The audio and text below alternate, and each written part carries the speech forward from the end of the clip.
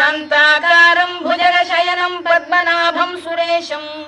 विश्वाधारं गगनसदृशं मेघवर्णं शुभाङ्गम् लक्ष्मीकान्तं कमलनयनं योगिधृध्यानगम्यं वन्दे विष्णुं भवभयहरं सर्वलोकैकनाथम्